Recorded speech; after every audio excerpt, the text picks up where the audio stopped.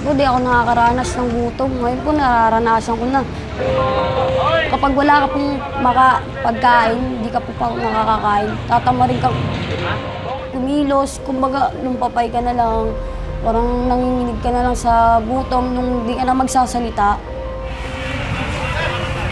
16-year-old Leia is breaching quarantine restrictions to hunt for food scraps and leftover produce at Manila's largest market after midnight.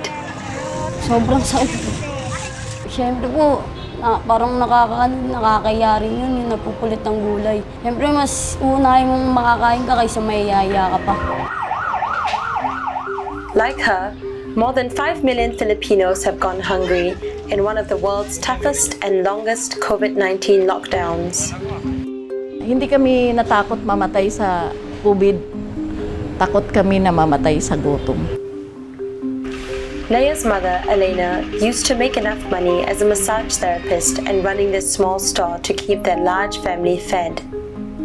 But in the first week of the lockdown, when all income stopped flowing, they were forced to eat every bit of food they had in stock here. Ay, naidlot! Nakakasanay gutom sa toyo at saka kanin. Asin or ano man. Ayun, basta maano lang yung gutom. Iiyakan ka talaga kapag gutom. Alam mo mga bata, minsan napapalo mo na lang kapag wala ka talaga, kaya pipilitin ka kung wala. Minsan kapag kakain kami ng asin, nung titignan niya na lang kami, yung kakain kami, yung asin na lang ulam namin. Baka iniisip ni mama na hindi niya kaya bigay lahat ng kung yung anong gusto namin ulam, anong gusto namin, ayun lang nabibigay niya kasi po lockdown.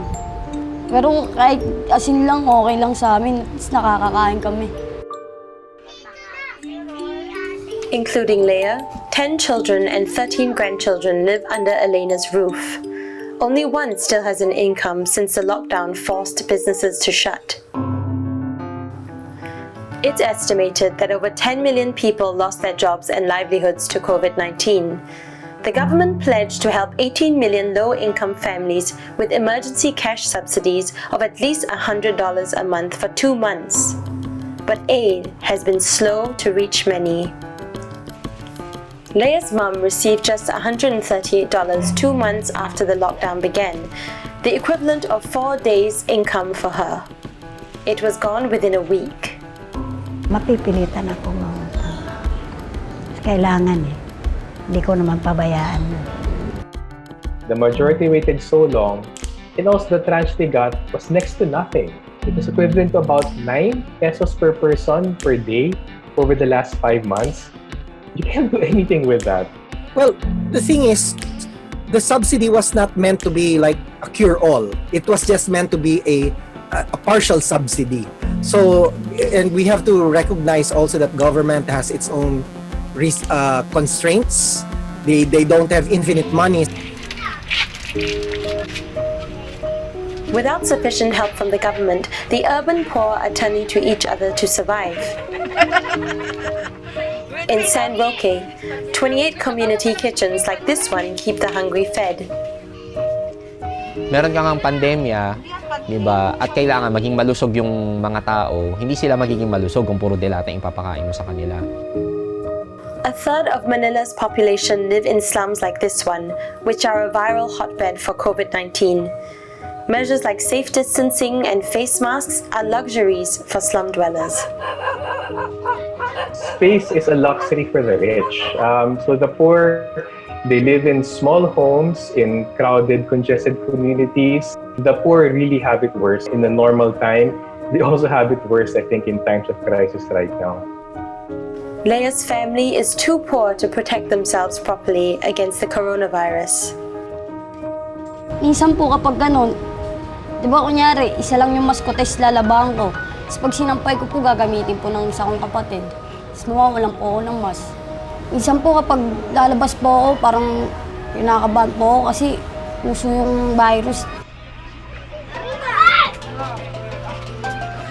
In San Roque, Where residents claim that government healthcare workers have avoided them, community health workers like Gelyn Rosillo have been rallied by non-profit organizations to look out for COVID-19 symptoms in the neighborhood.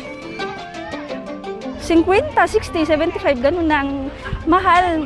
Hindi yan afford ng mga maralitay. Kumbaga, mag-issue sila sa lahat ng mga marita, lahat ng mga squad, bigyan nila ng pang-isang buwan o pang-isang taon yan kung kailan man gagamitin, kung hanggang kailan ang pandemyang ito. Kung i-required to ang disposable mask na to, ibigay nila. Pag isang taon, pag dalawa, bigay nila ng libre. Hindi yung pahirapan kami na bibili-bili kami. But 6 months into lockdown, donations and funds have dried up for both these community initiatives. At the end of the day, if these community kitchens dry up and we stop providing food, the government has to come in. At the end of the day, it's their responsibility to provide relief. The government isn't doing enough. That's why they're so dismissive, because they know the Filipino poor have suffered so much through all the years. They will survive. When a crisis like this hits an unequal society like the Philippines, it's like amplifying the inequality and the social divide.